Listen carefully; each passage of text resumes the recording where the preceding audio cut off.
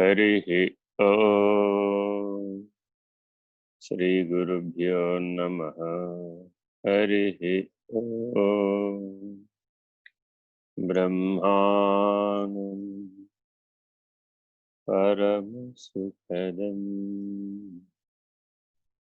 केवलं ज्ञानमूर्तिं द्वन्द्वातीतं गगनसदृशं तत्त्वमस्यादिलक्ष्यम् एकं नित्यं विमलमचलं सर्वधी साक्षिभूतं भावातीतं त्रिगुणरहितं सद्गुरुं तं नमामि। नमो ब्रह्मादित्यो ब्रह्मविद्या साम्प्रदाय कर्तृभ्यो वंशे ऋषिभ्यो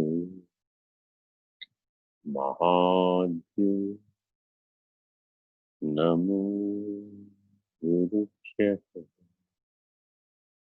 सर्वोपप्लवरहित प्रज्ञानघन प्रत्यगर्भो ब्रह्मैवास्मि। अहं पदार्थरहितः सदाशिवसमारम्भाः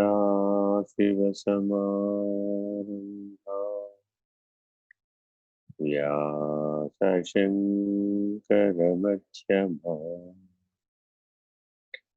अस्मदाचार्यपर्यन्ताः वन्दे गुरुपरम्पराम्।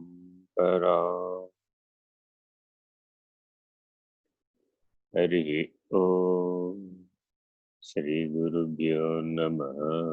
हरिः ओम्। నారాయణ నారాయణ. సాయిరామ్ గురువు గారు. సాయిరామ్ అండి. 23వ శ్లోకం కంటిన్యూ చేస్తున్నామండి నిన్నటి నుండి. రాగేచ్ఛా సుఖ దుఃఖాది బుద్ధౌ సత్యాం ప్రవర్తతే సుషుప్తౌ నాస్తి తన్నాసే తస్మాత్ బుద్ధేస్తు నాత్మనః. రాగముచే ప్రేరేపించబడిన కామమునకు బానిసే అయి మానవుడు కర్మలు ఆచరించును. Very important. బానిస ఈ గుర్తుపెట్టుకోవాలి. అంటే వాడు ఎప్పటికీ కూడాను సంఖ్యలతో బంధించబడి ఉన్నప్పటికీ కూడా అదే ఆనందంగా భావించేవాడెవడో వాడు బానిస. బంధాన్నే ఆనందంగా భావించేవాడు. ఇది గుర్తుపెట్టుకోవాలి. ఈ బానిసత్వం 2 రకాలన్నమాట. భౌతికమైన లౌకికమైన అంశాలలో మనం బంధించబడుతూ ఉండటం ఒక పద్ధతి. రెండో పద్ధతి ఉంది దైవీ ఉన్మత్తత. ఇదేమో విషయోన్మత్తత. రెండో పద్ధతి దైవీ ఉన్మత్తత. ఈ దైవీ ఉన్మత్తత కూడా కొంతకాలానికి బంధహేతు అవుతుంది. ఆ బంధహేతువుని ఎప్పటికైనా గుర్తుపెట్టుకోవాలి. మానవుడు ఎప్పటికైనా సరే, ఎన్ని జన్మలకైనా సరే తన లక్ష్యం కైవల్యం మాత్రమే. కేవలోహం పరోస్మ్యహం. ఎప్పటికైనా ఈ స్థితిని సాధించవలసిందే. Choice is in your hands. ఈ జన్మలోనే సాధిస్తావా, వచ్చే జన్మకి సాధిస్తావా, 100 జన్మల తర్వాత సాధిస్తావా, కల్పాంతానికి సాధిస్తావా, లేకపోతే 100 మంది బ్రహ్మలు పోయిన తర్వాత సాధిస్తావా? That is in your hands. కర్మచక్రంలో కాలచక్రంలో తిరుగుతూ అది ఎట్లా పొందాలి అనేటటువంటి అవగాహనతో, అనుభవంతో, నిర్ణయంతో మనం సాధించాలి. అందుకని చాలా జాగ్రత్తగా బుద్ధిని ఫైన్ ట్యూనింగ్ చేయాలి. ఎంత ఫైన్ ట్యూనింగ్ చేయాలి అంటే, నీవు ఏ స్టేషన్ పలకమంటే ఆ స్టేషనే పలకాలి. దాని ఇష్టం వచ్చిన స్టేషన్ పలకూడదు అన్నమాట. మామూలుగా ఎలా ఉంటుందంటే దాని ఇష్టం వచ్చిన స్టేషన్ పలుకుతుంది. ఏదో ఒకటి తోస్తూ ఉంటుంది. ఖాళీగా కూర్చుంటే చాలండి, ఏదో ఒకటి తోస్తుంది. టీవీలో ఏమొస్తుంది, హైదరాబాద్లో ఏమైంది, రష్యాలో ఏమైంది, ఇంతకీ టీకా వచ్చిందంటారా రాలేదంటారా, వస్తే పని చేస్తుంటారా లేదంటారా, ఇలా దానికి ఏం పని పాట ఉండదు, ఏదో ఒకటి ఆలోచిస్తూ ఉంటుంది అనమాట. దానికి అన్నీ అవసరమే, అన్నీ అనవసరమే, దానికి రెండూ తెలుసు. కాసేపు మాట్లాడితేనేమో అన్నీ నాకెందుకండి బాబు, నాకేం అక్కర్లేదు, నాకేం అవసరం లేదు. కాసేపు చూస్తేనేమో ప్రపంచం అంతా అవసరమే, దాన్ని గడ్డిపోస నుంచి పరమాత్మ దాకా అన్నీ అవసరమే. ఇలా బుద్ధి చంచల బుద్ధి, రజో రాగాత్మకమైనటువంటి బుద్ధి చంచల బుద్ధిగా పరిగెడుతూ ఉంటుంది. ఇది బానిస వంటిది. దీని బంధనాల్లోంచి విడుదల చేయాలి. శుద్ధ బుద్ధి, అప్పుడు బుద్ధిగ్రాహ్యం అతీంద్రియం. అలాంటి లక్షణాన్ని గనక నువ్వు నిజ జీవితంలో సంపాదిస్తే అప్పుడు నువ్వు నీ స్వరూప జ్ఞానాన్ని అర్థం చేసుకోవడానికి రెప్పపాటే పడుతుంది. శుద్ధ బుద్ధిని పొందడానికే సమయం అంతా, అంతే తప్ప వాస్తవానికి స్వరూప జ్ఞానాన్ని గుర్తించడానికి సమయం ఏం పట్టదు అసలు. ఎందుకని అది ఎప్పుడూ ఉన్నది కదా, సర్వకాలములందున్నది, సర్వదేశములందున్నది, సర్వ అవస్థలందున్నది, మార్పు లేనిది. కాబట్టి దాన్ని గుర్తుపడడానికి టైం ఎంత పడుతుంది అంటే టైం ఏం పట్టదు. కానీ మన బుద్ధి క్యారీ అవే అయిపోతూ ఉంటుంది. క్యారీ అవే, ఇది very very important. Carry away, ఆ క్యారీ అవే అవ్వడం దేని మీద అయిపోతుందో చూసుకోవాలన్నమాట. సవారీ అంటారు. జట్కా బండి సవారియా, రైలు బండి సవారియా, విమానం సవారియా, ఏ సవారీ అయితే ఇక అది అట్ట పరిగెడుతూ ఉంటుంది, అంత వేగంగా పరిగెడుతుంది.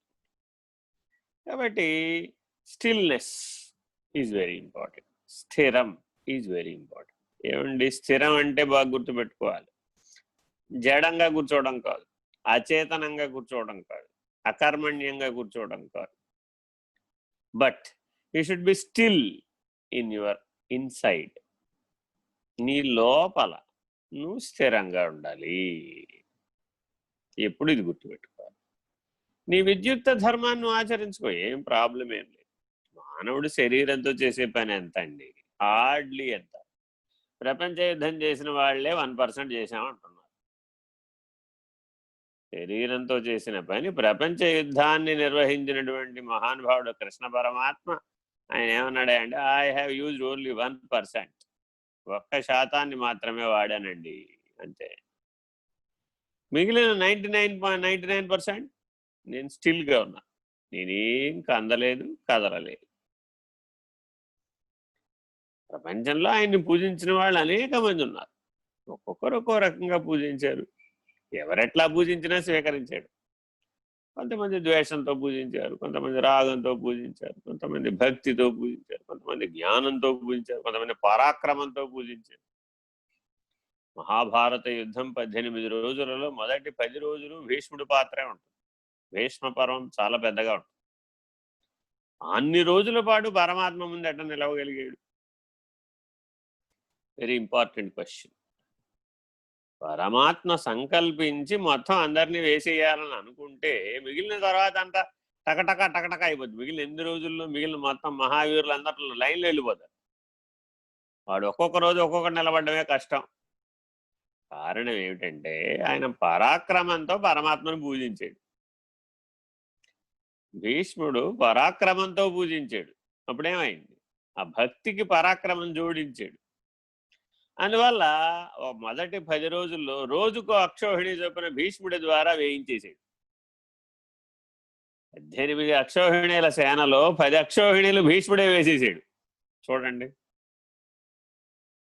అర్జునుడు భీష్ముడు యుద్ధం జరిగేటప్పుడు అంత భీకరంగా జరిగింది. జాగ్రత్తగా గమనిస్తే పరమాత్మ ప్లానింగ్ అలా ఉంటుంది అన్నమాట. ఓకే, ఐ యాక్సెప్ట్ ఇట్ అంటాడు, కానీ ఐ నెవర్ రిజెక్ట్ ఇట్. అంతే కదా. జీవుడి దగ్గరకు వచ్చేప్పటికి నా నేను ఒప్పుకోను అంటాడు. నేను ఒప్పుకోను అనగానే రియాక్షను, రిపల్షను అంతా వచ్చేస్తాయి, రిఫ్లెక్షన్, రీసౌండ్. జీవుడు గొడవ అంతా ఇది, రీ రీ రీ.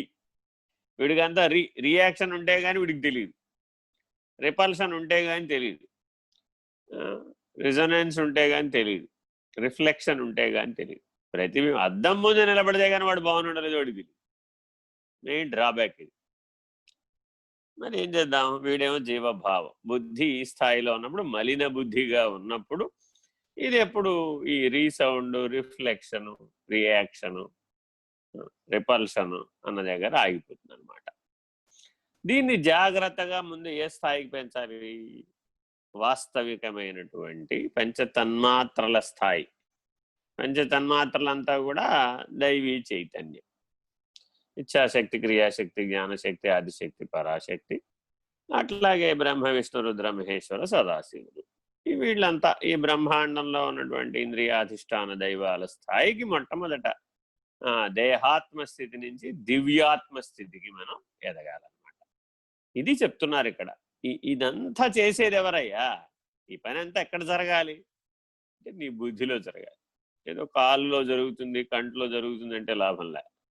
ఈ కర్మేంద్రియాలు, జ్ఞానేంద్రియాలు ఇట్లాంటి మెలికలతో కూడుకున్నటువంటి రియాక్షన్, రిపల్షన్ దగ్గర ఉన్నటువంటి క్యాండిడేట్లని మనం శాంతం పరమాత్మ స్థితిలో కూర్చోబెట్టాలంటే వీలవుతుంది.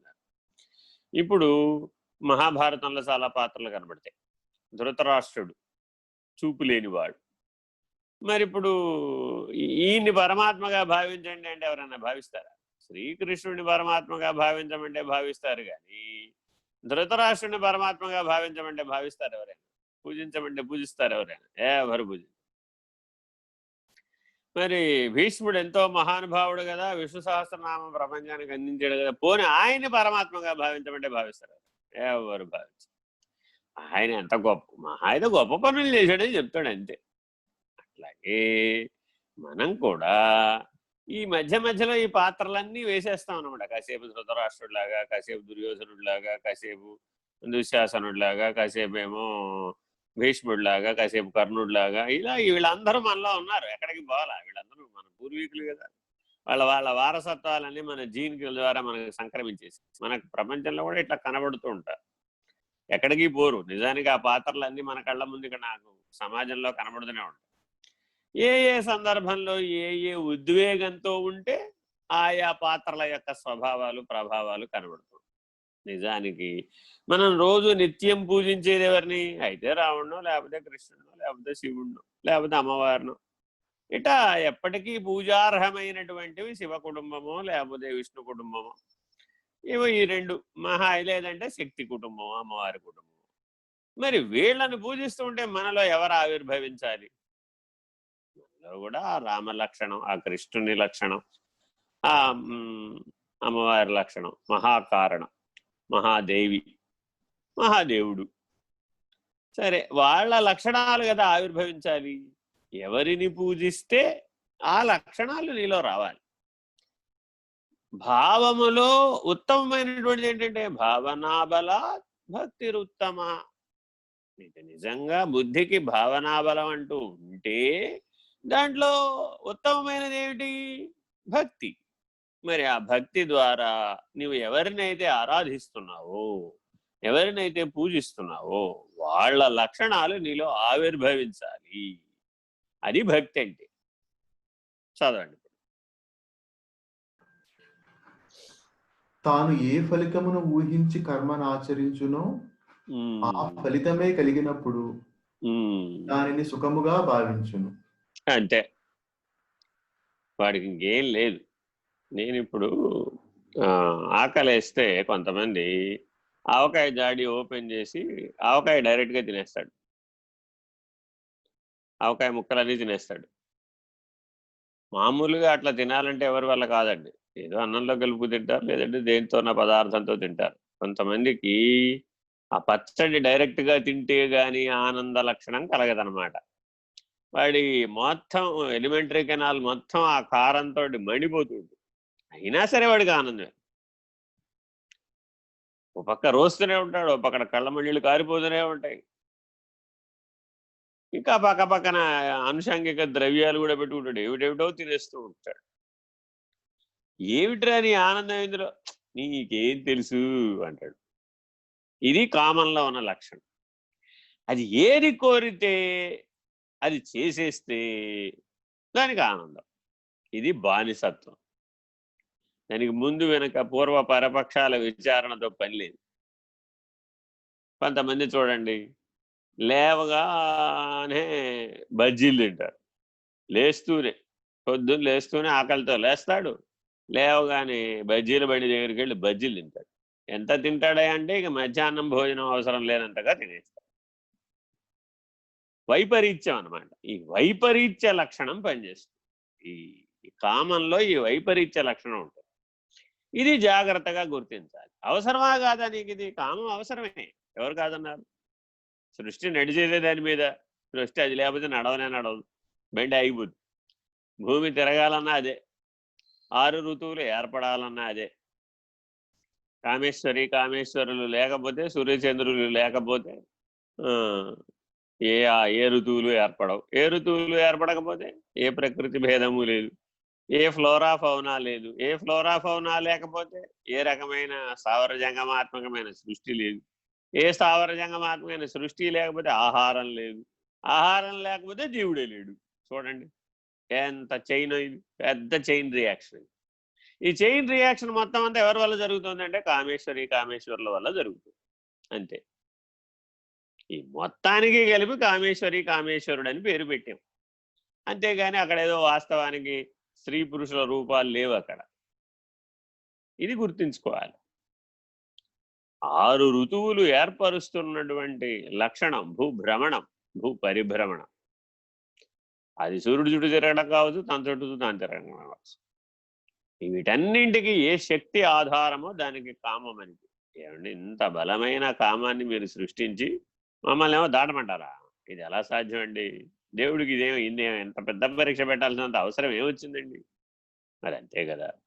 దైవాన్ని తెలుసుకోవాలి అంటే నీకు ఎంత గట్టి పరీక్ష వస్తే అంత నీలో సామర్థ్యం పెరుగుతున్నాను. ఈ దృష్టితో ఏర్పడింది. జాగ్రత్తగా గమనించి మనం దీంట్లో సూత్రం చాలా సులభం, ఏమి లేదు. ఎక్కడికక్కడ నేను స్థానంలో ఈశ్వరుని పెట్టాలన్నమాట. కామాన్ని జయించాలి అంటే ఏం చేయాలయ్యా? కామానికి కారణం ఎవరు? మన్మధుడు. మనసును మధింపజేసేవాడెవడో వాడు మన్మధుడు. వీడికి ఏదో గుర్తొస్తుంది, ఆ గుర్తొచ్చిన దాంతో ఆ రోజు అయిపోతుంది, ఫినిష్డ్. లేస్తూనే వాడికి ఒకటి గుర్తొస్తుంది. ఆ గుర్తొచ్చింది సాయంత్రంలో నిద్రపోయేలో మళ్ళీ ఆచరించి అది అవ్వడమో అవ్వకపోవడమో జరిగిపోతుంది. జరిగిపోతే ఏమైపోయింది? ఆ రోజు అయిపోయింది, ఫినిష్డ్. ఓ రోజు ఆయుర్దాయం గడిచిపోయింది. కాబట్టి ఏం చేయాలి? నువ్వు మన్మధుణ్ణి పట్టుకోవాలా? మన్మధుణ్ణి సంహరించినటువంటి, దేంతో సంహరించాడు? త్రినేత్రంతో, 3వ కన్నుతో సంహరించాడు. ఈ ఘట్టం అందరికీ తెలుసు. ఏమిటండి 3వ కన్ను? జ్ఞానచక్షు. కాబట్టి జ్ఞానంతో, స్వరూప జ్ఞానంతో ఉన్నవాడిని కామం ఏం చేయలేదు. As simple as it. ఇప్పుడు ఆయన ఏమైనా చేయగలిగాడా? ఏమి చేయలేదు. ఆయన ఏం చేశాడు? సమాధినిష్ఠుడే ఉన్నాడు, స్వరూప జ్ఞానంతో చూశాడు. చూస్తే ఏమైంది? కామం దగ్ధమైంది. మానవుడు కూడా ఇప్పుడు ఏం చేయాలి? కామాన్ని జయించాలంటే స్వరూప జ్ఞానంలో ఉండాలి, సమాధినిష్ఠుడై ఉండాలి. ఆ సమాధినిష్ట నుంచి స్వరూప జ్ఞాన దృష్టితో చూడాలి. చూస్తే కామం లేదు. ఎందుకని? రెండవది లేదు కాబట్టి. ఇది గుర్తుపెట్టుకోవాలి. రెండవది ఉంటే వచ్చేస్తాయి అన్ని. గురువు వేరే, శిష్యుడు వేరే. అబ్బా, ఎన్ని సంవత్సరాలు బోధించినా ఆ బోధ అవదండి బాబు. అదేమిటో సంవత్సరాల తర్వాత చెప్పాల్సిన వస్తూనే ఉంటుంది. ఎవడోడు వస్తూనే ఉంటాడు, చెప్తూనే ఉంటాడు. ఎవడోడు వస్తున్నాడు. ఇది చెప్పడం ఎప్పటికి అయిపోతుందిరా బాబు అంటుంటారు ఈ వినేవాళ్ళు. ఎందుకని? రెగ్యులర్గా వినేవాళ్ళు ఉంటారుగా, 20 ఏళ్ళ నుంచి 30 ఏళ్ళ నుంచి పక్కనే ఉండి వింటున్న వాళ్ళు ఉంటారు. నీ పాఠం ఎప్పటికీ అవ్వదు కదా. ప్రపంచంలో ఏ పాఠం అన్నా అయిపోతుంది, కానీ ఈ స్వరూప జ్ఞాన పాఠం మాత్రం చస్తే అవదండి బాబు. 30 ఏళ్ళ నుంచి చెప్తున్నా అవదు. ఎందుకని? గురువు శిష్యుడు వేరువేరుగా ఉన్నారు. వీళ్ళిద్దరు వేరువేరుగా ఉన్నంత వరకు ఈ పాఠం అవదు. ఎందుకని? ఈశ్వరుడు జీవుడు, ఈశ్వరుడు గురువు, జీవుడు శిష్యుడు. వీళ్ళిద్దరు వేరుగా ఉన్నంత వరకు ఆయన చెప్పక తప్పదు, ఈయన వినక తప్పదు. ఇద్దరు ఒకటే అన్న నిర్ణయం, తత్వమసి వచ్చేసాడు. ఏమైపోయింది అప్పుడు? ఇక బోధ లేదు, బాధ లేదు, ఇక పాఠం లేదు. అప్పుడు జీవేశ్వరైక్యం, జీవేశ్వరులు ఒక్కటే. నిజానికి ఐక్యం కాదు, అది ఒక్కటే అన్న నిర్ణయాన్ని తెలుసుకోవడం అంతవరకే. ఇలా జాగ్రత్తగా కామం అనే బానిసత్వం నుంచి బయటపడాలి. చదవండి. తన ఊహకు అనుగుణ్యమైన ఫలితము రానిచో దానిని దుఃఖముగా భ్రమించి కలత చెందును. అంతే. వాడేదో కీలు గుర్రం ఎగరాల్సిందే అని అంటాడు ఆకాశంలో. పొద్దున్న లేస్తూనే నా గుర్రంతో, పిల్లలు గుర్రం చెక్క గుర్రం ఉంటుందండి, వాడికేమో మనసులోనేమో విమానం ఉంటుందన్నమాట. ఈ చెక్క గుర్రం విమానంలాగా గాల్లో ఎగరాలని అనుకుంటాడు. ఇది ఎప్పటికన్నా అయ్యేనా? దానికి ఒక సామెత ఉంది, ఏమో కీలు గుర్రం ఎగరావచ్చు, ఎక్కడ ఎగురుతుంది? మనసులో ఎగురుతుంది. అది ఆల్రెడీ వాడు విమానంలో ఉన్నాడు కాబట్టి. కానీ భౌతికంగా ఎక్కడ ఉన్నాడు? కీలు గుర్రం మీద ఉన్నాడు. ఇట్లా అనమాట. కాబట్టి వాడికి ఏదన్నా వాడు తలచింది అవ్వలేదనుకోండి, దుఃఖం వచ్చేస్తుంది. ఇది కామంలో, బానిసత్వంలో ఉన్నటువంటి లక్షణం.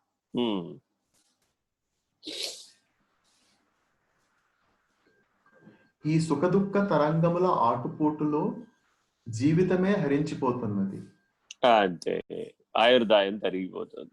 రోజు ఏదో కోరికతో లేవడం, ఆ కోరికని అధ్వానం అయ్యేదాకా చేయటం, అదేమో చివరికి సుఖమో దుఃఖమో అన్న ఖాతాలోకి చేరిపోవడం, చివరికి అతృప్తికరస్య, అసంతృప్తితో పడుకోవడం, మళ్ళా అసంతృప్తితో లేవడం.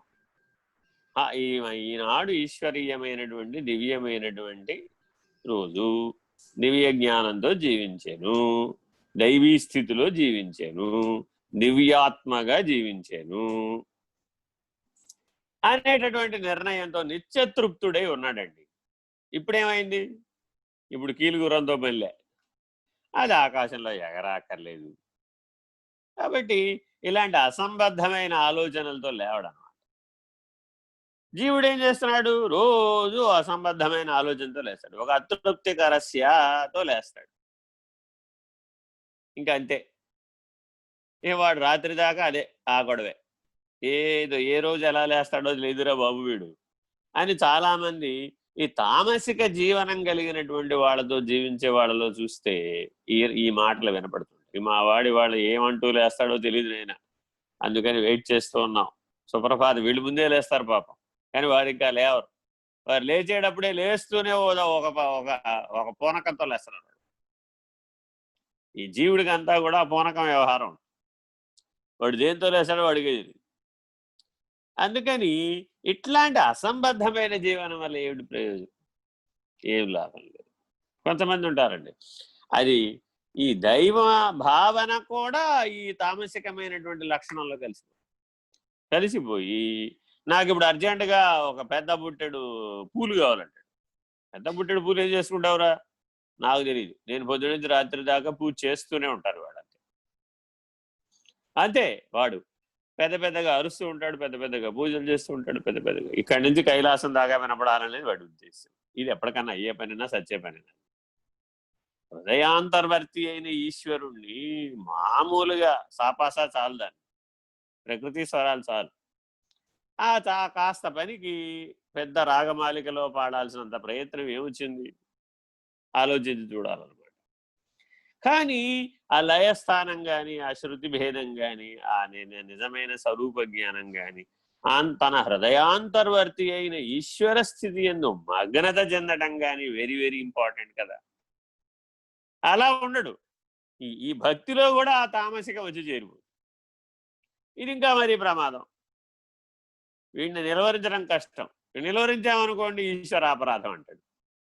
పోనీ సరిగా చేయరా బాబు అంటే వాడికి చెప్పడం చాలా కష్టం. రాక్షసులు చాలా మంది ఉన్నారు ఇట్లాంటి బ్యాచ్. వీళ్ళందరూ అదనమాట. నేను అడిగింది ఇస్తావా లేదా? తల తీసి అక్కడ పెడతానంటాడు. ఈ తల తీసి అక్కడ పెడితే చేసేది ఏముంది? అట్ట కాదురా బాబు, నేనేమన్నా నేను అడిగింది ఇస్తావా లేదా, లేకపోతే తల తీసి అక్కడ పెడతాను. ఇట్లాంటి బ్యాచ్ చాలా మంది ఉంటారు. ఇప్పుడు వాళ్ళందరూ కూడా ఉన్నారు మనతో. మన మానవుల్లో వీళ్ళందరి జీన్స్ కూడా ఉన్నాయన్నమాట. సో మన జీన్లో కూడా ఈ స్మృతి జ్ఞానం క్యారీ ఫార్వర్డ్ అవుతుంది. దైవం, రాక్షసం, సత్వగుణం ఎప్పుడు ఇది గుర్తుపెట్టుకోవాలి. సత్వగుణం, శుద్ధ సాత్వికం, శుద్ధ బుద్ధి. ఈ కామం అనే లక్షణంలో నుంచి బయటపడిన దానికి శుద్ధ బుద్ధి అని పేరు. దీనికి యుక్త అయుక్త విచక్షణ ఉంటుంది, నిత్యానిత్య వస్తు వివేకం ఉంటుంది. అందుకని సాధన చతుష్టయ సంపత్తి కలిగినటువంటి మానవులు ఎవరైతే ఉన్నారో వాళ్ళకి ఈ ప్రాబ్లమ్స్ రావు. ఈ సాధన చతుష్టయ సంపత్తిని ఎవరైతే సరిగ్గా అభ్యాసంలో తమ సొంతం చేసుకోరో వాళ్ళకే ఈ గొడవలన్నీ, మిగిలిన వాళ్ళకి ఏముండవు. చదువు. అజ్ఞానజనితమైన రాగము, కామము, సుఖ దుఃఖాలు మనోబుద్ధులకు సంబంధించినవే గాని మనోబుద్ధులు లయించిన సుషుప్తిలో తెలియడం లేదు. అంతే. ఏమండి ఇదంతా మీరు ఎలా చెప్పగలరండి అన్నాను. రే బాబు, పొద్దు నుంచి రాత్రి దాకా 1,00,000 బిల్వార్చన చేశాడు, లేదు 1,00,000 బిల్వార్చన చేశాడు, రాత్రి నిద్రపోయాడు. ఏమైంది? ఈ ఈశ్వరుడు ఎడిపోయాడు, ఈ బిల్వాలు ఎడిపోయినాయో, ఈ నామస్మరణ ఎడిపోయిందో, ఇదంతా ఎడిపోయిందో తెలియదు. అథవా ఒకవేళ ఇది బలవత్తరమైనటువంటి ప్రభావాన్ని కలిగించింది అనుకోండి, అప్పుడు సుషుప్తిలో కూడా ప్రభావితం అవుతుంది, అయ్యే అవకాశం ఉంది. శుద్ధ చైతన్యంతో, శుద్ధ సాత్వికంతో గనక ఆచరిస్తే, శుద్ధ బుద్ధి గనక కర్మాచరణ వలన నీకు ఏర్పడితే తత్ప్రభావం చేత సుషుప్తిలో ఉన్న ప్రకాశం తెలియబడుతుంది. సుషుప్తిలో కూడా ప్రకాశం ఉంది, అది ప్రజ్ఞా ప్రకాశం. అది నీకు తెలియబడాలి. వాస్తవానికి అసలు ఇవన్నీ ఎందుకు చేయమన్నామంటే దానికోసం చేయమన్నాం. కానీ ప్రకాశాన్ని గుర్తుపట్టేటువంటి తెలివి పోయింది, పదార్థాన్ని గుర్తుపెట్టే తెలివికి పడిపోయింది. ఇది వచ్చింది చిక్కు. మన తెలివి ఎప్పుడు ఎక్కడ ఉండాలి? ప్రకాశాన్ని గుర్తుపెట్టేటట్టుగా ఉండాలి. ఎందుకని? అజ్ఞానతిమిరాంధస్య జ్ఞానాంజనశలాకయా చక్షురున్మీలితం ఏన. చక్షురున్మీలితం అంటే కళ్ళు రెండు భ్రూమధ్యస్థానం వైపు చూస్తూ, సహస్రారం వైపు చూస్తూ, బ్రహ్మరంధ్రం వైపు చూస్తూ ఉన్మీలనం చేశాడు, పైకి తిప్పాడు, వెనుకకు తిప్పాడు, నివృత్తిలోకి తిప్పాడు. వాడి పని ఏమిటి? బయటికి చూడడం, దాన్ని లోపలికి చూసే పద్ధతిలోకి తిప్పాడు. మనం సాధారణంగా నిద్రపోయేటప్పుడు ఎక్కడికి చూస్తున్నాం? బయటికి చూస్తున్నాం, లోపలికి చూస్తున్నాం? లోపలికి. బయటికి చూసే అవకాశం లేదు కదా, బయటికి చూస్తే వాడికి నిద్రపోయే అవకాశం లేదు. కొంతమంది కళ్ళు తెరిచి కూడా నిద్రపోయే అవకాశం ఉంది. అలాంటి అభ్యాసం చేసేవాళ్ళు కూడా ఉంటారు. ఇక వాడిని మనం బాగు చేయలేమంటారు. సరే, కానీ ఈశ్వరుడు ఏం చేశాడంటే, అందుకని మానవుడు కొంతకాలమైన ఒక 6 గంటలో 8 గంటలో తన లోపలికి తాను మునిగేటటువంటి అవకాశం నిద్ర ద్వారా ఇచ్చాడు. ఇస్తే ఏమైంది? ఈ భౌతికంలో ఉన్నటువంటి రాజసిక తామసిక వ్యవహారాల గొడవ గనక ఉందనుకోండి, అప్పుడు నిద్రలో ఏమైపోయాడు? ఇవన్నీ సుషుప్తవు తన్నాసే పోయినాయి, అన్నీ పోయినాయి, నశించిపోయింది. ఆ నిద్ర అనే తెరవనగల పోయింది. ఆ విషయాత్మకమైనటువంటి నిద్రను అనుభవించాడు, హాయిగా పడుకున్నాడు, మళ్ళా ఉత్సాహంగా లేచాడు, మళ్ళా పూరీలు బజ్జీలు అన్నీ చేసి తిన్నాడు, ప్రశాంతంగా తాను కావాల్సినవి తిన్నాడు, చేయాలనుకున్నవి చేశాడు, ఉండాలనుకున్నట్టుగా ఉన్నాడు, మళ్ళా పడుకున్నాడు. ఇంతే, 3 మాటలు. రోజువారీ జీవితం మొత్తం మీద రాగం రజోగుణం తమో గుణంతో ఉన్నాడు అనుకోండి, తినాలనుకున్నవి తింటాడు, చెయ్యాలనుకున్నవి చేస్తాడు, ఉండాలనుకున్నట్టుగా ఉంటాడు, అంతే. మళ్ళా హాయిగా అలసిపోతాడు, అలసిపోవడంలో కూడా హాయి ఉంది, అలసిపోతాడు, హాయిగా నిద్రపోతాడు. వీడి వల్ల ఏవి స్వరూప జ్ఞానానికి ప్రయోజనం లే. ఇదంతా గాలి వస్తే కొట్టుకుపోవడం ఇది. సరే, ఎవడన్నా కొద్దిగా లెక్కేద్దామంటే ఇంకెవరంటే ఇదే పనిని సత్వగుణంతో శుద్ధ సాత్వికం వైపు చేశాడు. ఎందుకని అంటే వాడికి తెలిసింది, ఒరే బాబు ఇదంతా అజ్ఞానం, జ్ఞాన మార్గంలోనే మనం జీవించాలి, స్వరూప జ్ఞానం తెలుసుకోవాలి అని. వాడేం చేశాడు? ఇప్పుడు మెలకువలోనూ ప్రకాశాన్ని గుర్తించాడు, స్వప్నంలోనూ ప్రకాశాన్ని గుర్తించాడు, సుషుప్తిలో కూడా ప్రకాశాన్ని గుర్తించాడు. గుర్తించేటప్పటికి ఈ తెలివి వచ్చేటప్పటికి ఏమైందంటే, అరే ఉన్నదంతా ప్రకాశమే కదా, నేను ప్రకాశ స్వరూపంగా కనబడుతున్నాను కదా, మరి నేను నల్లగా ఉన్నానా తెల్లగా ఉన్నాను? నల్లగాను లేను, తెల్లగాను లేను, ఎర్రగాను లేను, బుర్రగాను లేను. పీలగాను లేను, లావుగాను లేను. అంటే ఈ నామరూపాత్మకమైనటువంటి సగుణ సాకారమైనటువంటి గొడవ ఆ ప్రకాశంలో లేదు. ఇదంతా ప్రకాశ్యం. ఆ ప్రకాశ స్థితిలో కనుక ఎప్పుడైతే మేల్కొన్నాడో, ఆ తెలివి ఎప్పుడైతే వచ్చిందో, ఆ గుర్తించగలిగే సామర్థ్యం ఎప్పుడైతే వచ్చేసిందో ఏమైపోయాడు? తానదైపోయాడు.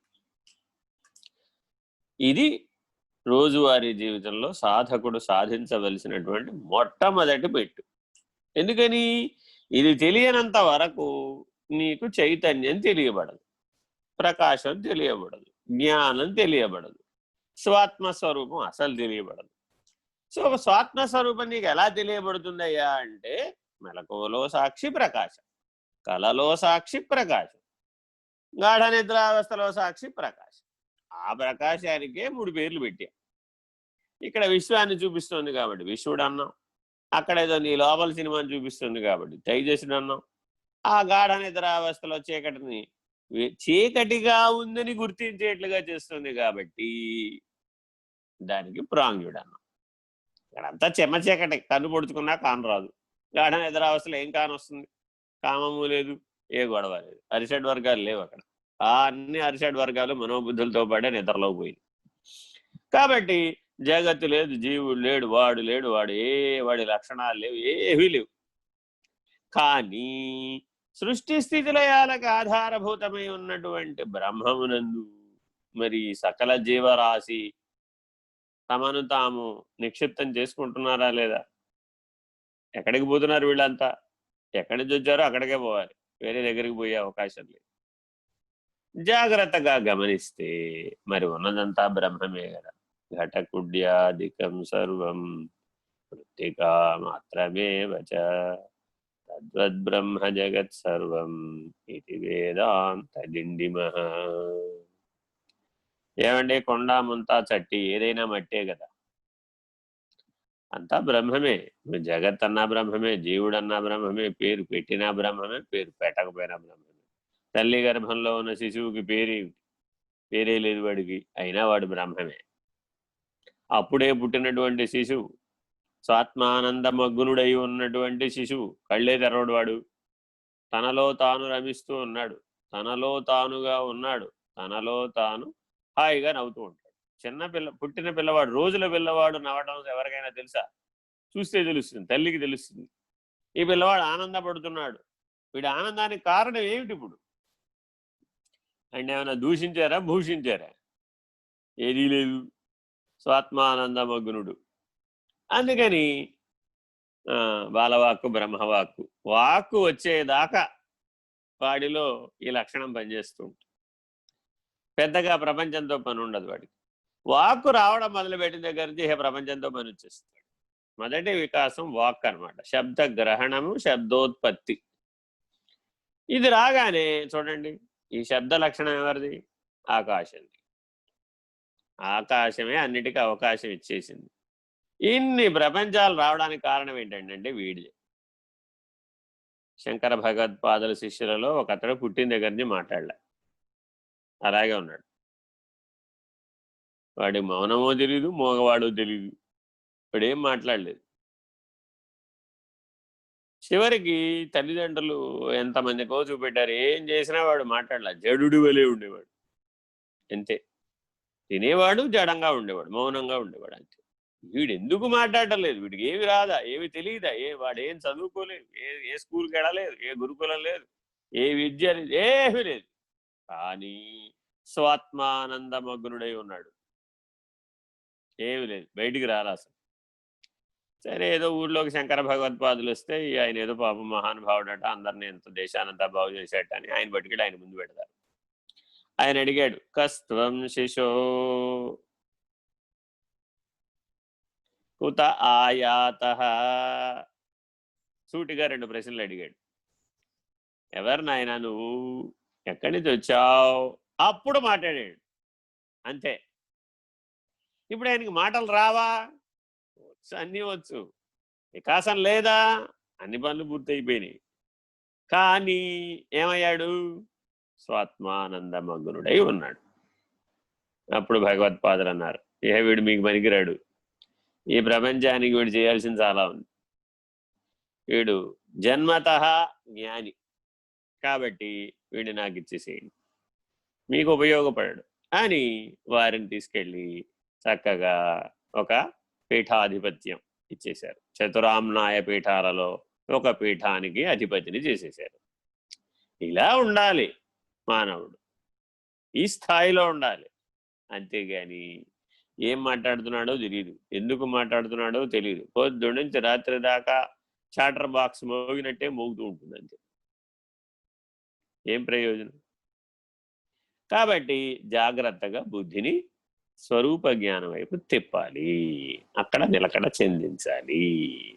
మనోవాక్కాయ కర్మలను ఆత్మస్థితి యందు లీనం చెయ్యాలి. చదవండి. దీనిని ఆధారముగా చేసుకుని ఆలోచించినచో జాగ్రత్త స్వప్నావస్థలలోనే రాగాది విషయంబులు తెలియచున్నవి. సుషుప్తిలో అదృశ్యమగుచున్నందున అవి కేవలం మనోబుద్ధులకు సంబంధించినవే అని బోధపడుచున్నది. అంతే కదా, తెలిసిపోయింది. బాగా విచారణ చేశాం. బుద్ధి గురించి 4 రోజుల నుంచి విచారణ చేస్తూనే ఉన్నాం. మనోబుద్ధులు చైతన్యము చేత ప్రకాశించుచున్నవి. అది వాస్తవానికి మనోబుద్ధులు జడం, ప్రకాశ్యం. ఆత్మ చైతన్యం ఉంటేనే అవి ఏమన్నా పనిచేస్తాయి. అది లేకపోతే ఇవేం పని చేయవు. మనోబుద్ధులు లయించిన మాత్రాన చైతన్యం మరుగుపడటలేదు. అది this is very very important. గాఢ నిద్రావస్థలో నువ్వు లేకుండా పోలే, నువ్వు ఉన్నావు, నువ్వు చైతన్యానివి, నువ్వు ప్రకాశానివి, నువ్వు జ్ఞానానివి, నువ్వు ఆనందానివి, నువ్వు సత్స్వరూపుడవు. ఇలా తనను తాను గుర్తించాలి 3 అవస్థలలో. అవస్థాత్రయ సాక్షి. కనుక రాగాది విషయములు సుఖదుఖాలు ఆత్మస్థాయిలో లేవని ఆచార్యులు తెలియజేస్తున్నారు. Very important. స్వరూప జ్ఞానంలో ఈ గొడవలేవి లేవు. కేవల స్వరూపుడు, పరుడు. మరి నీవు మనస్సా ఆత్మయా? అది ఈ ప్రశ్న వేసుకోవాలి. నిర్మల గారి దగ్గర శిష్యరికం చేసిన వాళ్ళందరికీ ఆవిడ ఓ ప్రశ్న వేస్తూ ఉంటారు కామన్ గా. అమ్మా, చైతన్యంగా ఉన్నావా, మనసు అయిపోయావా? మనసు అయిపోతున్నావు చూసుకో అంటుంటారు. ఆవిడ దగ్గర ఆవిడ ఓర్పు నేర్చుకోవాలి. పాపం ఆవిడ పేరు పెట్టింది కూడా నిర్మలాత్మ స్వరూపానం ఏదో. ఏమిటంటే ఆవిడ పేరు ఏదో నాకు గుర్తులేదు. మొత్తానికి పాపం ఆవిడ దగ్గరికి వెళ్ళిన వాళ్ళందరూ నానా కష్టాలు చెప్పుకునేవాడు. వాడి జీవితం అంతా వెళ్ళబోసేవాడు. వాడు 3:30 గంటల స్టోరీ చెప్తే అంతా విని ఇదంతా మనసే కదా అని సింపుల్గా 3 గంటల సేపు నా కష్టాలన్నీ చెప్తే అవన్నీ విని ఆవిడ చెప్పిన సమాధానం ఏమిటంటే ఇదంతా మనసే కదా అనేది. అంతే. నాకు బళ్ళ సుబ్బనాగన్ గారి వాక్యాలు గుర్తొస్తాయి అన్నమాట. వారు కూడా ఇంతే, ఏం మాట్లాడేవారు కాదు. మాట్లాడకుండా ఎవరన్నా ఏదైనా వచ్చి చెప్పుకుంటూ ఉంటే అలా ఊరక వింటుండేవారు. ఇదంతా లేనిదే కదా అనేవారు. ఫినిష్డ్. అట్లాగే వీరేమనేవారని ఇదంతా మనసే కదా. మనసు అంటే ఉన్నదా లేనిదా? లేనిది కదా. మరి ఇప్పుడు ఈ లేని దాన్ని పట్టుకున్న జీవితం అంతా బతిలాడుతున్నావు ఎందుకు? పెద్ద తగాదా? అది వంకర టింకరగా ఉందని ఆ వంకర టింకరను సరి చేయడానికి లేని దాన్ని మనం ఎంత సరి చేస్తే మాత్రం సరి అవుతుందే? లేదని తెలుసుకుంటే చాలు. As simple as it. చీకటి అంటే అందరికీ భయం ఉంటుంది. ఏమిటండి చీకటి అంటే భయం, ఎందుకు మీకు భయం అని అడిగామనుకోండి, అమ్మో చీకటి అంటే భయం అండి బాబోయ్, అసలు చీకటిని స్మరించడానికే ఒప్పుకోడు. ఇప్పుడు వాడు రాత్రి నిద్రపోతుంటే చీకటి కాబట్టి ప్రకాశం ఉంది. మరి గాఢ నిద్రావస్థలో ఆ చీకటిని ఆనందంగా అనుభవిస్తున్నాడు కదా, హాయిగా నిద్రపోతున్నాడు కదా. మెలకువలోకి వచ్చిన తర్వాత మాత్రం చీకటి అంటే భయం అంటాడు. దీన్ని బట్టి ఏం తెలిసింది? చీకటి అంటే భయం అన్నవాడు కూడా గాఢ నిద్రావస్థలో ప్రకాశాన్ని అనుభవిస్తున్నాడు. అదే భయాన్ని కనుక అనుభవించి ఉంటే వాడికి నిద్ర పట్టదు.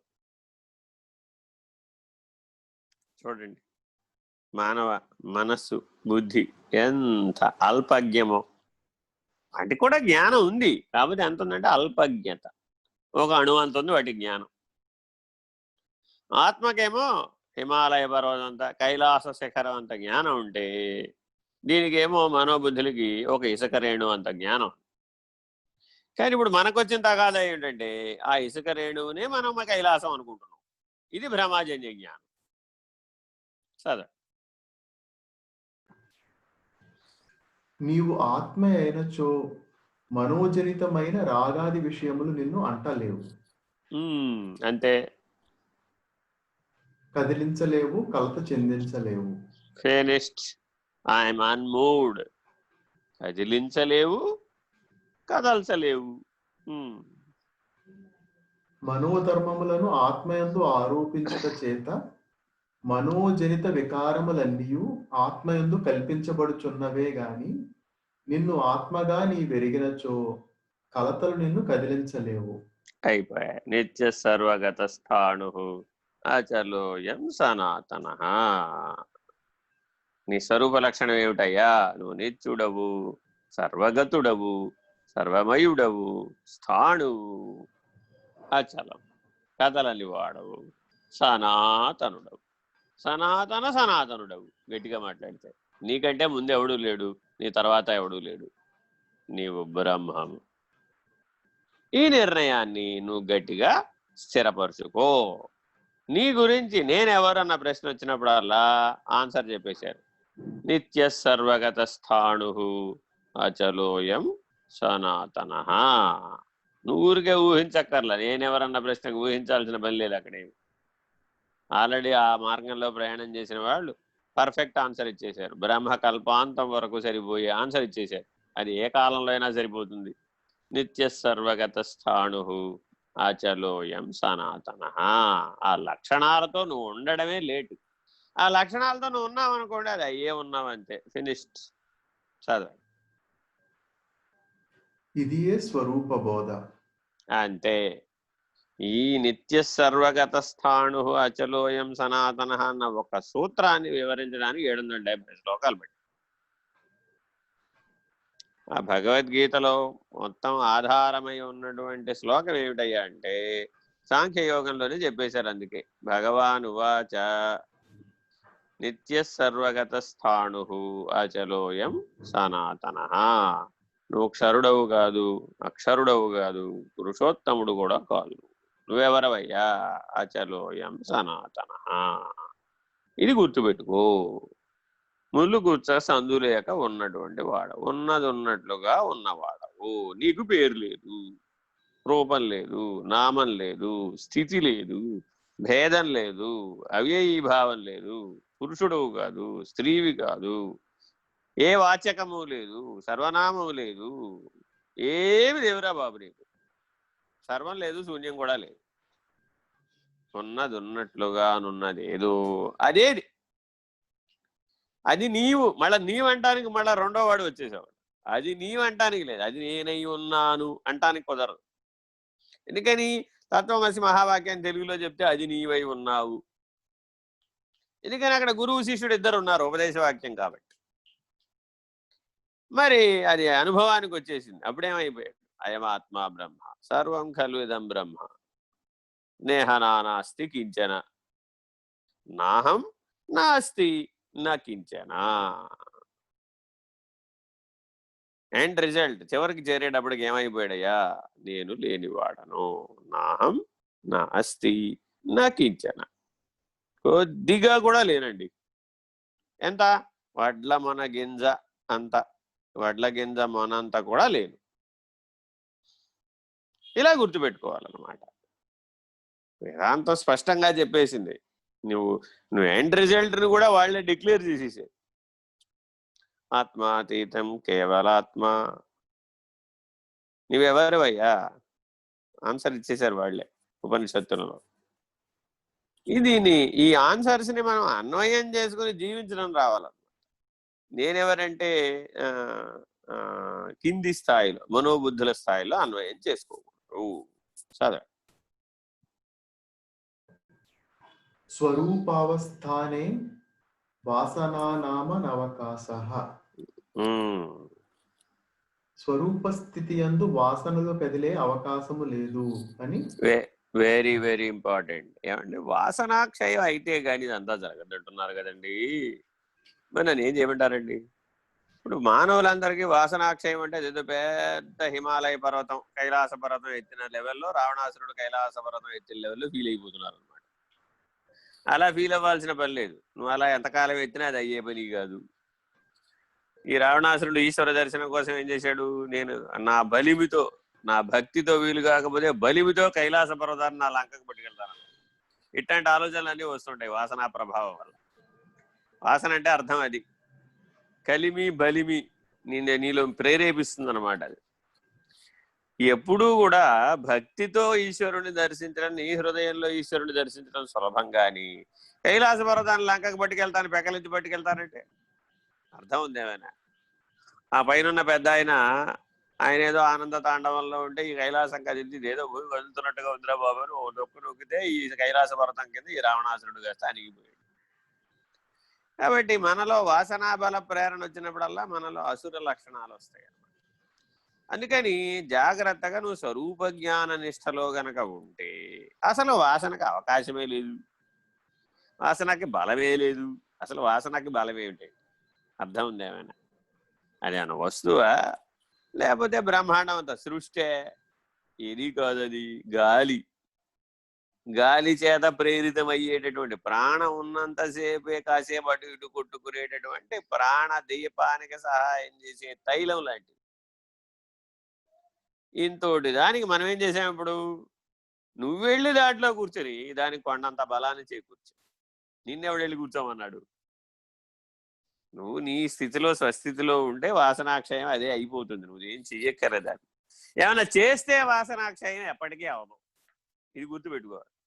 ఏమండి, నేను దేహవాసాన్ని పోగొట్టుకోవాలి, శాస్త్రవాసాన్ని పోగొట్టుకోవాలి, లోకవాసాన్ని పోగొట్టుకోవాలి, ఏం చేయమంటారు? ఏం చేసినా పోదు. ఉన్న చోట ఉండు, కదలక ఉండు, స్వరూప జ్ఞాన నిష్టలో ఉండు, అన్నీ అవే పోతాయి. నువ్వేమైనా చేస్తే సస్తే పో. ఇది గుర్తుపెట్టుకోవాలి. ఏమంటే మరి అయితే నేను గాఢ నిద్రావస్థలో ఏమీ చేయకుండా హాయిగా ఉంటున్నాను కదండి, వాసనాక్షయం అవుతుందా? అవడం లేదు నాయన. చీకటి అనే తెర వెనక్కి పోతున్నాయి, మళ్ళీ ఏమైపోతున్నాయి?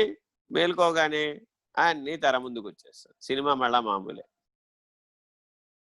ఇది గుర్తుపెట్టుకోవాలి.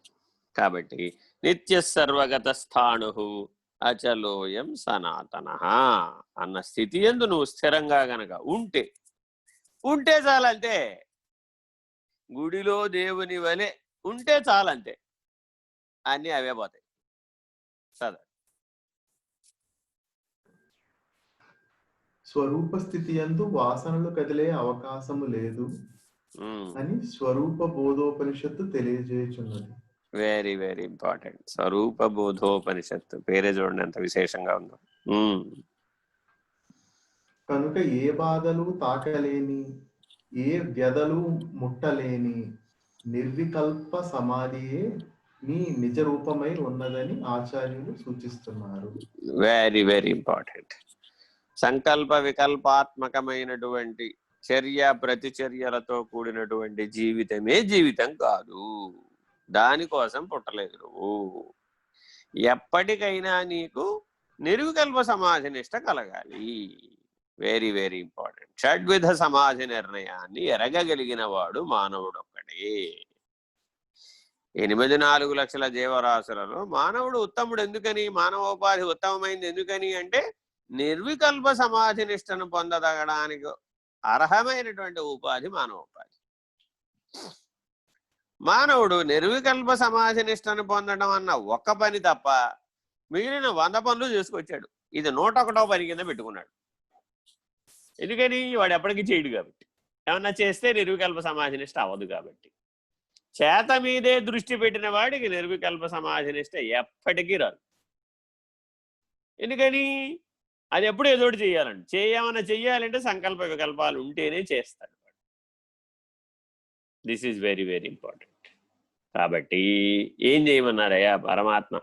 రామకృష్ణ పరమహంస అంటారు, ప్రతి ఒక్కరూ ప్రతిరోజు తప్పక 6 గంటల సమయాన్ని తన కోసం తాను కేటాయించుకోవాలి ఈ పని నిమిత్తం.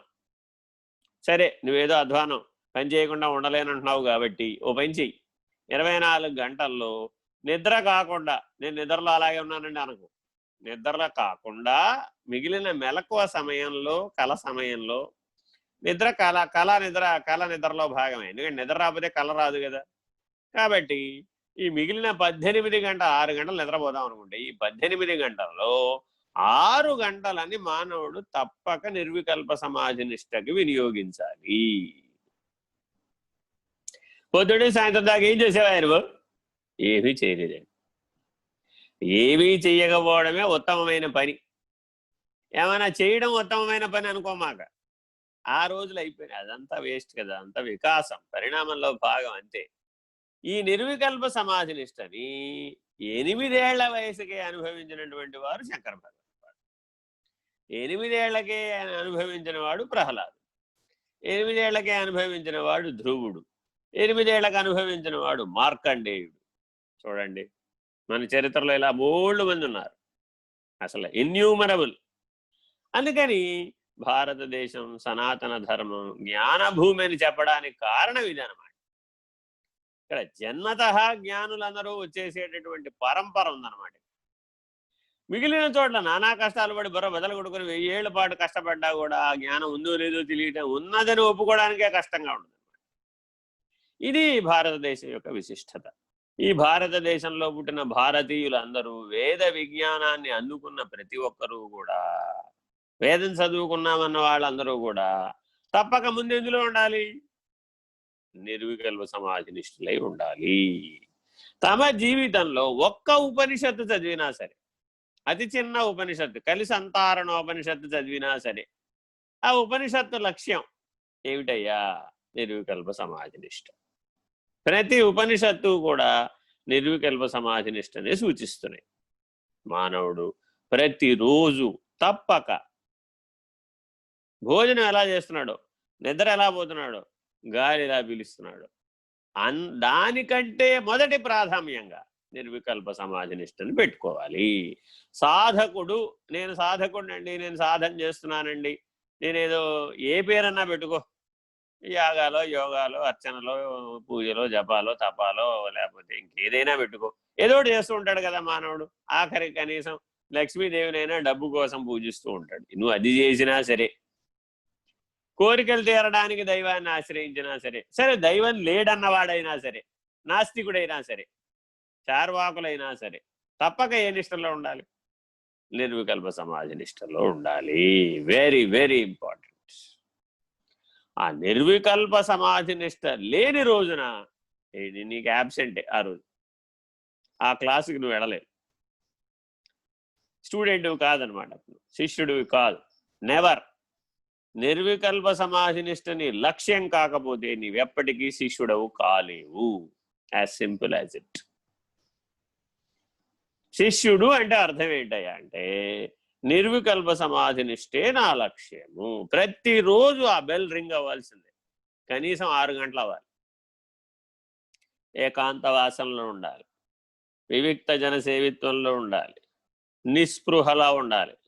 స్పృహ ఉండకూడదు, జగత్తు యొక్క స్పృహ పనిచేయకూడదు నీ మీద, నామరూపాత్మకమైన శరీరం యొక్క స్పృహ పనిచేయకూడదు నీ మీద.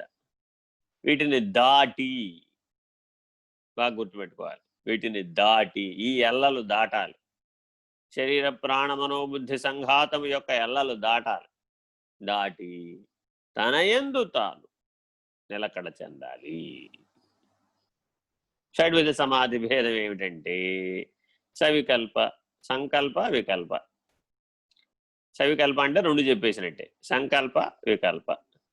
అంతర్బాహ్య, శబ్దానువిద్ధ, దృశ్యానువిద్ధ, సంప్రజ్ఞాత, అసంప్రజ్ఞాత. ఇందులో అంతర్బాహ్యములు అనేవి అనుస్యూతం.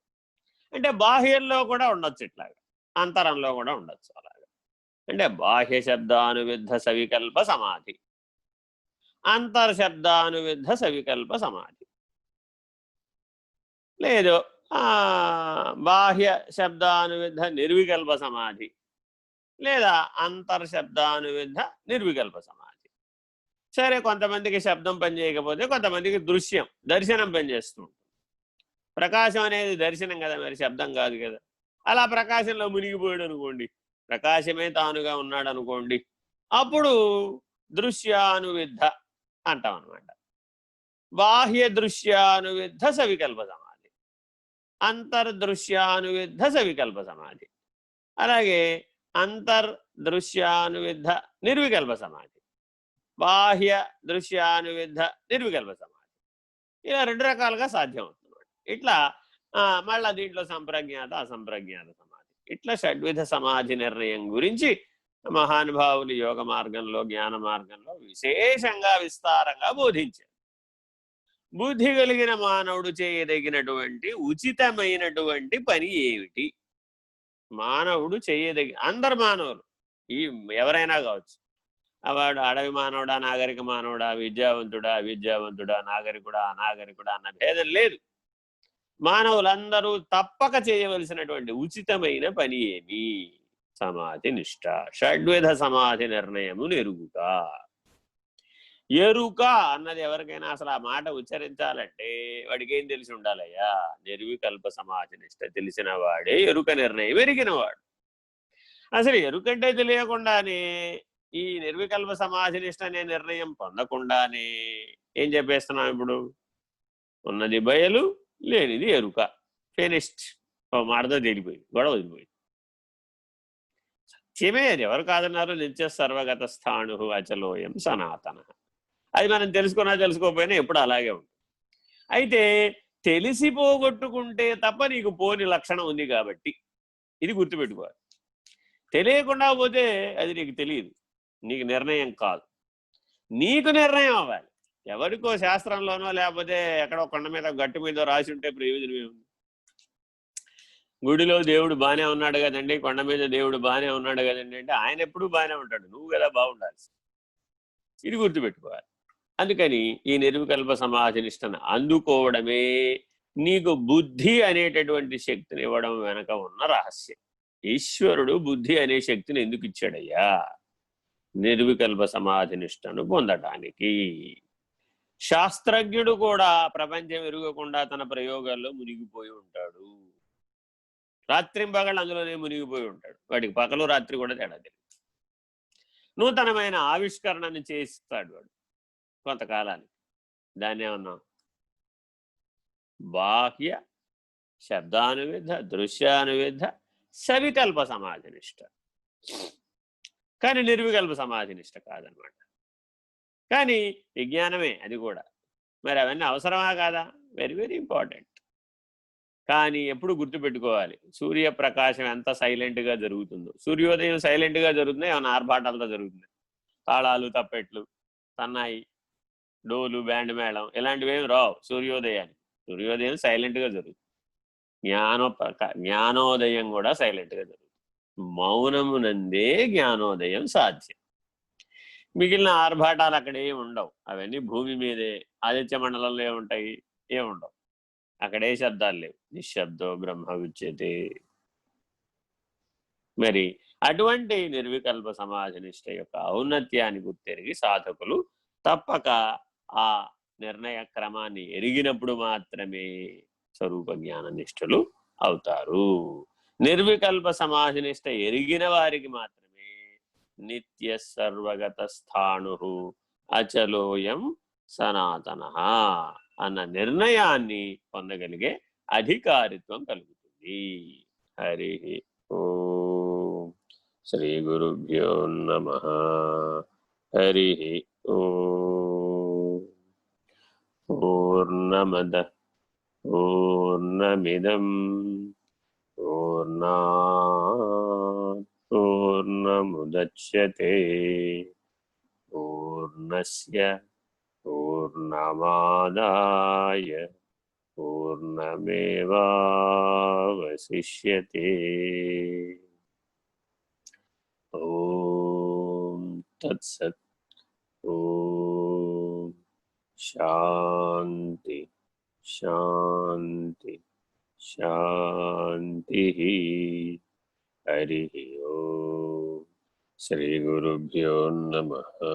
హరి ఓం. నారాయణ నారాయణ.